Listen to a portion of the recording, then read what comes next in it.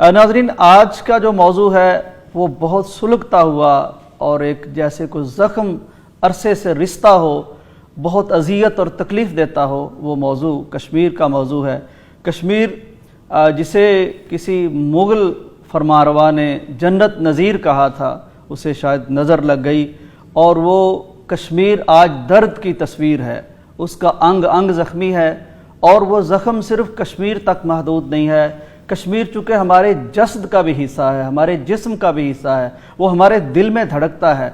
उसमें चलने वाली हर तपती लू जो है वो हमें बेकरार करती है। वहाँ हर वो आंचल जिस पे कोई खराश आती है, हाथ बढ़ता है, उसका हमें दर्द महसूस होता है। वहाँ गिरने वाला हर लहू वो यूँ होता है जैसे हमारे जिस्म से रिस रहा हो। बड़े अफसोस के साथ हम फिर ये एक अज़ियत मुसलसल है, यानी एक तो ये कि हर रोज़ ख़बरें, हर रोज़ वहाँ के हालात, फिर ख़ास तौर पर जब कोई साल गुज़रता है, कोई दिन आता है, जैसे अब 5 फरवरी के हवाले से फिर हमें कश्मीर के हवाले से बात करना है, यकजहती की बात करना है, तो बहुत दुखी दिल के साथ, दिल पे खराशों के साथ हम बैठे हैं कि ये एक अज़ियत मुसलसल हमारे लिए बन गई है और इसे सहना यानी लिटरली कोई आसान काम नहीं है।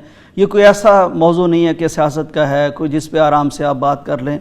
ये एक खूनी रिश्ता, एक जोग्राफियाई रिश्ता, फिर ईमान का रिश्ता, फिर ख़ास तौर पर डॉक्टर साहब अगर हम बात करें वो जो सफ़ में खड़े हैं, जो मक्तल में खड़े हैं और कुर्बानियाँ दे रहे हैं, उनकी अजीमत की मिसाल कहाँ से शुरू करें? जिस तरह से बुराई के साथ कंप्रोमाइज़ कर लेना किसी मुआशरे के अंदर, वो अपने ईमान को दिल से रुखसत कर बैठना है, बाइने ही कश्मीरियों के साथ या कोई भी इस ग्लोबल विलेज के अंदर, इस आलमगीर बस्ती के अंदर अगर हम अपने किसी रिश्ते को कमज़ोर होता हुआ महसूस करें तो इसका मतलब है ये हमारे ईमान की कमज़ोरी की दलील है। रह गई ये बात कि ये एक आपने जो बहुत एक यानी तस्वीर कशी की इंट्रो के अंदर कि ये हमारी जो है ना रिश्ती हुई और दुखती हुई रग है। ज़ाहिर है शाहरग है तो शाहरग के अंदर कोई तकलीफ होगी तो दुखती रग तो वो बनेगी।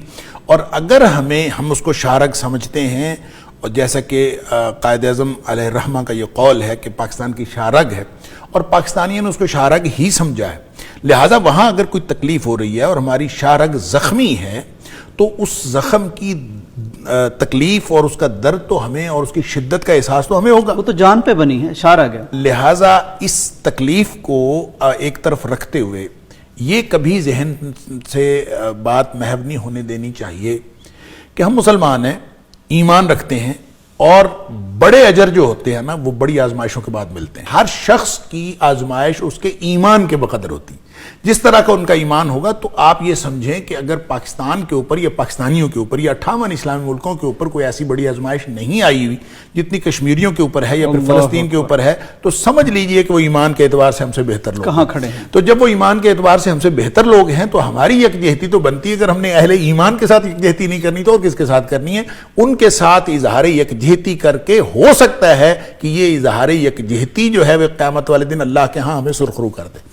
लिहाजा मैं समझता हूँ कि असल सब्र और उन कश्मीरियों को जो इस वक्त फ्रंट लाइन पे जंग लड़ रहे हैं और पिछले 74 साल से भारतीय फौज का वो मुकाबला कर रहे हैं, उनको सब्र की तलकीन करना ये तो ऐसे ही लगता है कि जैसे आप उस सिचुएशन को समझते ही ना हो। सूरज को चिराग दिखाने के मुतरादिफ है। लेकिन जो सब्र और जो डटने का मुजाहरा उन्होंने किया है पूरी दुनिया ने देखा है और आज की इस 21वीं सदी की दुनिया में मैं समझता हूँ कि इससे बड़ी मुजाहमत और इससे बड़ी कोई तहरीक आज़ादी नहीं होगी जो कश्मीरियों ने की या फिर फ़लस्तीनियों ने की। इससे बड़ी और कोई तहरीक आज़ादी हमने देखी नहीं इस सदी के अंदर कम अज़ कम। डॉक्टर साहब, अहले कश्मीर तो फिर बड़े खुशकिस्मत हैं, बल्कि मीनारा नूर हैं, बल्कि रोशनी और ईमान का इस्तिआरा हैं हम सब के लिए।